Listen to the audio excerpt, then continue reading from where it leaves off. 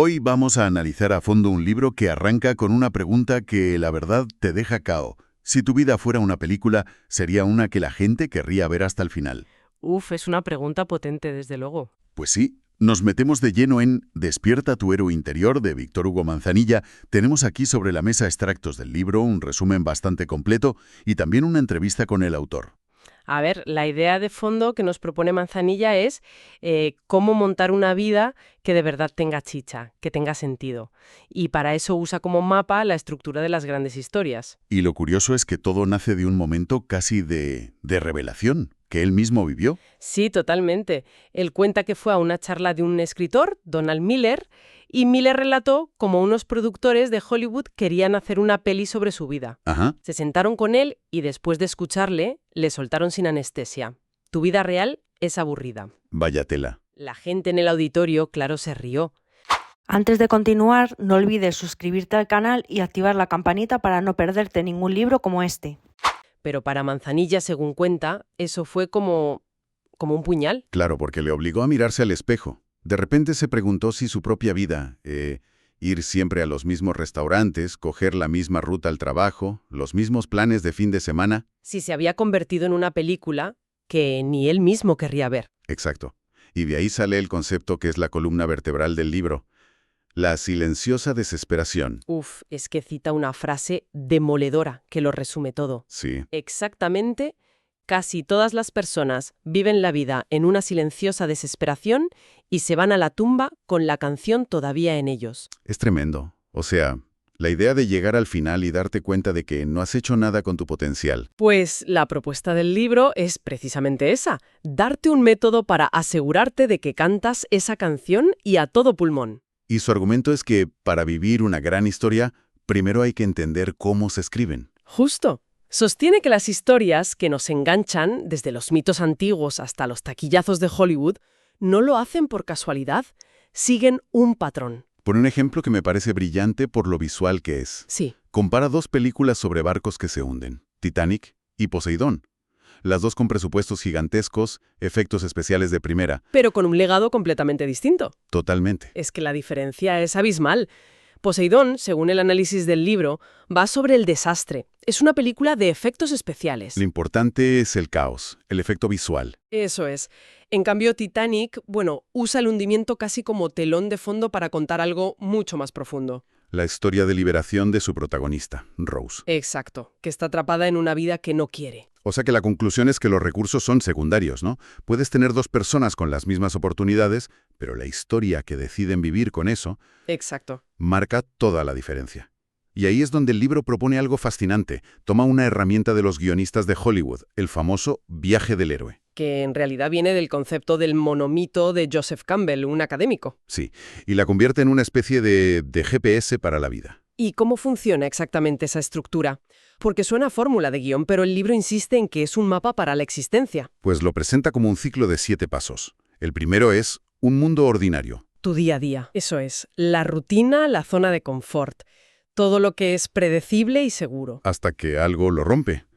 El segundo paso, el llamado a la aventura. Puede ser una idea, una oportunidad, una crisis, algo que te recuerda ese sueño que tenías aparcado. Pero claro, la reacción más humana y más inmediata no es saltar de cabeza. Para nada.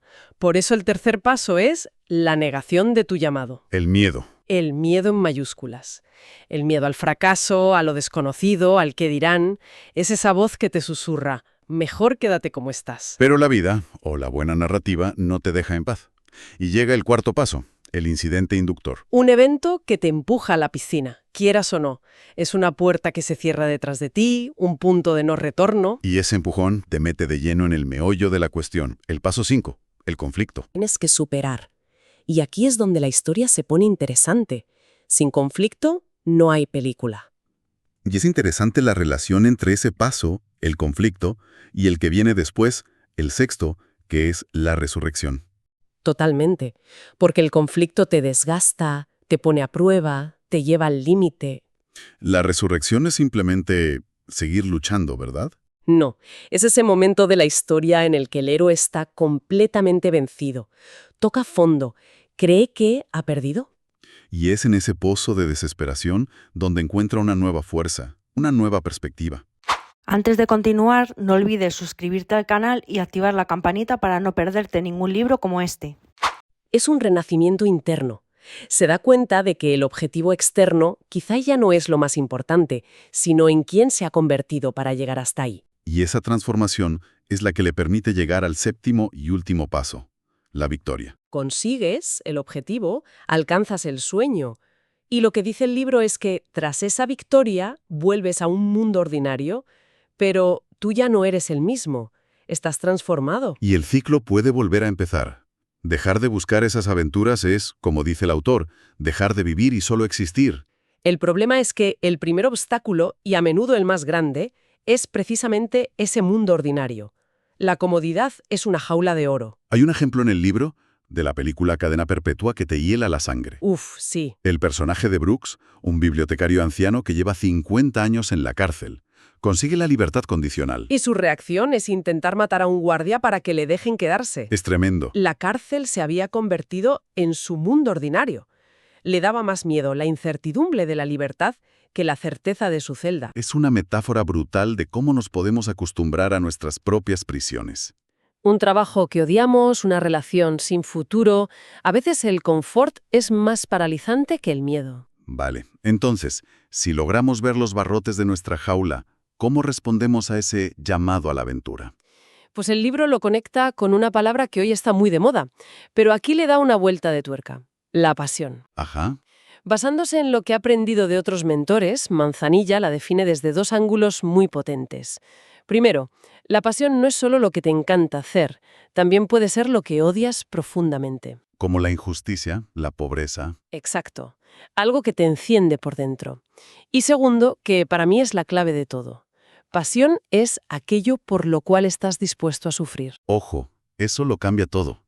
Porque la cultura popular nos vende la pasión como algo fácil, como un hobby. Y aquí nos dice que la verdadera pasión implica sacrificio, implica estar dispuesto a pasarlo mal por un objetivo mayor. Pero la pasión, por sí sola, no es suficiente para construir una vida.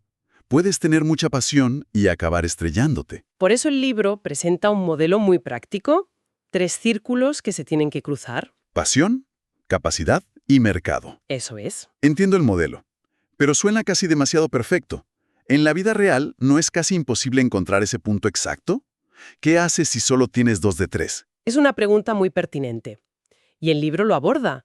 Si tienes pasión y capacidad, pero no hay mercado, es decir, a nadie le importa lo que ofreces. Tienes un pasatiempo, un hobby. Exacto. Es genial para ti, pero no es un proyecto de vida sostenible. Vale. ¿Y si tienes capacidad y un mercado, pero cero pasión? Pues tienes un trabajo. Probablemente uno bien pagado, pero que te drenará el alma y te llevará a esa silenciosa desesperación. La receta para el burnout. Y la última, pasión y mercado, pero sin capacidad. Esto me suena a desastre. Y lo es. Es el camino más rápido a la frustración y al fracaso. Querer es una cosa, pero poder ejecutarlo es otra. Y es clave, como decías antes, que ese mercado no se vea solo como clientes a los que vender algo. No, el libro lo enfoca más bien como ¿a quién sirves? ¿Qué necesidad cubres? Porque eso conecta con la idea final del libro. Tu historia cobra significado cuando sirve a otros. En la entrevista que le hicieron, el propio autor cuenta cómo aplicó esto. Su pasión era el liderazgo. Sentía que tenía capacidad para comunicar. Así que lanzó su blog, liderazgohoy.com, para servir a los demás y de paso testear si existía un mercado para su mensaje. Acabó sosteniendo su sueño. Vale, entonces tienes el mapa. Pasión, capacidad y a quién servir. Parece que ya está todo listo para empezar. Pero es justo en ese momento, cuando uno está en el borde de la piscina, cuando aparece el verdadero villano de esta historia. Esa voz en tu cabeza. Exacto, la narración del llamado. Y hay una metáfora perfecta para esto en El Hobbit. Bilbo Bolsón. Él mismo. Está en su cómoda casa y de repente oye la canción de los enanos sobre montañas y tesoros. Por un segundo su corazón se agita, siente la llamada. Pero al instante siguiente, su mente le bombardea con imágenes de dragones devastadores y fuego. Y vuelve a ser el sencillo señor Baggins que solo quiere la seguridad de su despensa. Ese enemigo interno, el libro le pone nombre, tomando prestado un concepto del autor Steven Pressfield, la resistencia. Sí. Antes de continuar, no olvides suscribirte al canal y activar la campanita para no perderte ningún libro como este. Es esa fuerza invisible que nos empuja a procrastinar, a quedarnos en el sofá, a elegir lo cómodo antes que lo importante. Y Manzanilla es tajante en esto.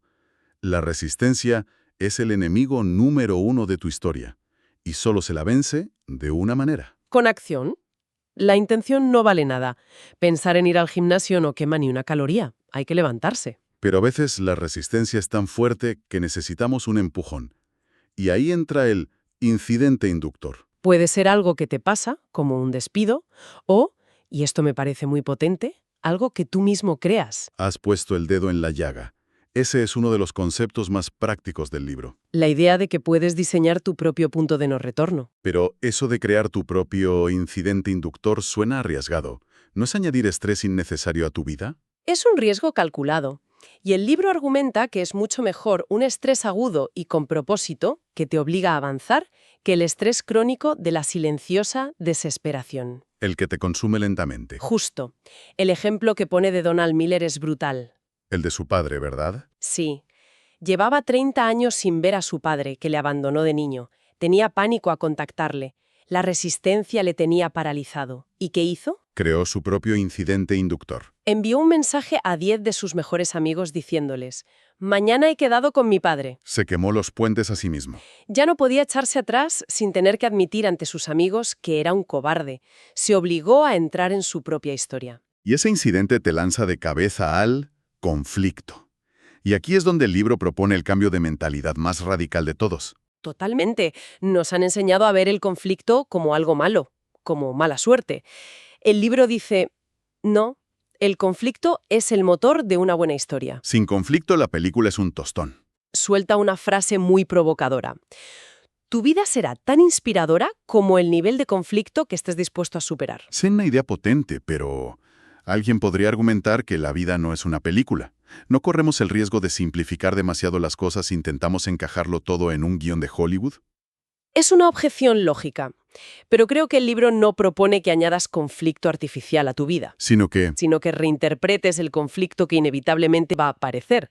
En lugar de preguntarte ¿por qué a mí?, la propuesta es verlo como una parte necesaria del guión para que el personaje, o sea, uno mismo, pueda crecer. le da un propósito al sufrimiento, por así decirlo. Exacto. El conflicto nos obliga a evolucionar. Si Frodo no hubiera tenido que enfrentarse a orcos y traiciones, habría seguido siendo un hobbit simpático pero inmaduro. Te forja. Claro. Y también, curiosamente, nos conecta. Hablar de tus éxitos puede generar envidia, pero compartir tus luchas, tu dolor, genera empatía.